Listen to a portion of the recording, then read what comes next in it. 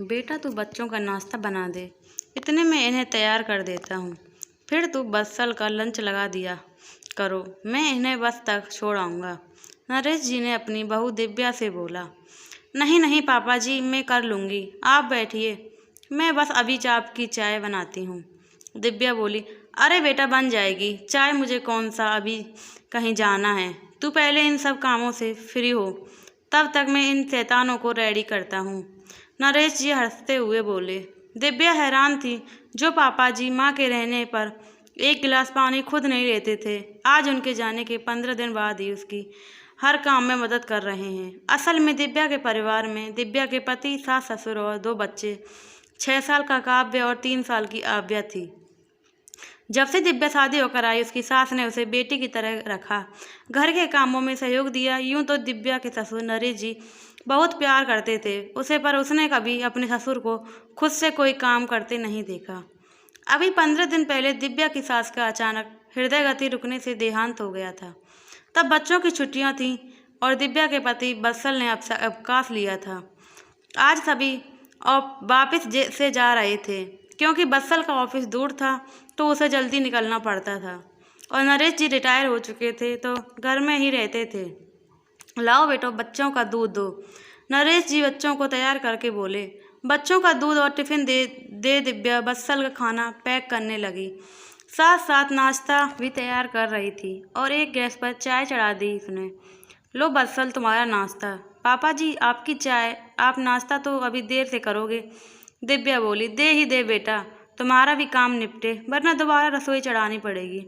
नरेश जी बोले। नरेश जी रोज दिव्या की ऐसे ही मदद करने लगे।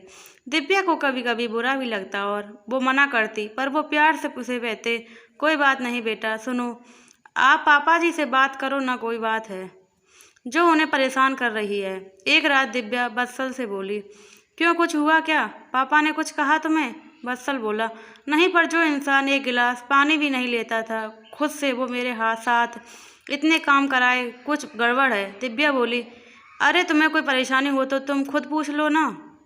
बत्सल बात टालता हुआ बोलता है। बत्सल तो सो गया, पर दिव्या को नींद नहीं आ रही थी। वो उठकर बाहर आई तो देखा पापा के कमरे की लाइट जल रही है। पापा जी सोए नहीं आप? अब तक तबीयत तो ठीक है आपकी? दिव्या कमरे का दरवाज़ा खटखटाकर बोली। अरे दिव्या बेटा अंदर आ जाओ, क्या बात है, तुम इस वक्त जाग रही हो? आओ बैठो, नरेश जी बोले। मुझे नींद सी नहीं आ रही थी तो सोचा थोड़ा टहल लूँ। पर आप क्यों जाग रहे हैं? दिव्या बोली। बस ऐसे ही बेटा, मुझे भी नींद नहीं आ रही थी। नरेश जी बोले। पापा आपसे एक बात पूछनी थी। दिव्या हिचकते हुए बोली। हाँ बेटा बोली, संकोच क्यों कर रही हो? नरेश जी बोले। पापा जी मुझे कोई गलती हुई है क्या? आप मुझसे नाराज़ हैं या मेरी कोई बात बुरी लगी आपको? दिव्या बोली। नहीं तो बेटा, पर क्यों पूछ रही हो ऐसा? नरेश जी हैरानी से बोले। पापा जी इतने दिन से देख रही हूँ आप मेरी हर काम में मदद करते हैं, जबकि मम्मी के सामने आप एक गिलास पानी भी नहीं लेकर पीते थे। दिव्या सिर नीचे करके बोली। हाँ हाँ, तुम्हें जो लगा मैं तुमसे नाराज़ हूँ। देखो बेटा, जब तक तुम्हारी सास थी तो वो तुम्हारी मदद की, अब वो नहीं है तो मुझे दोहरी जिम्मेदारी निभानी है। मेरे लिए जैसे बत्सल हो वैसे तुम हो, उसकी सुख सुविधा का ध्यान रखता हूँ तो तुम्हारा भी रखना मेरा फर्ज है। नरेश जी का प्यार से बोले।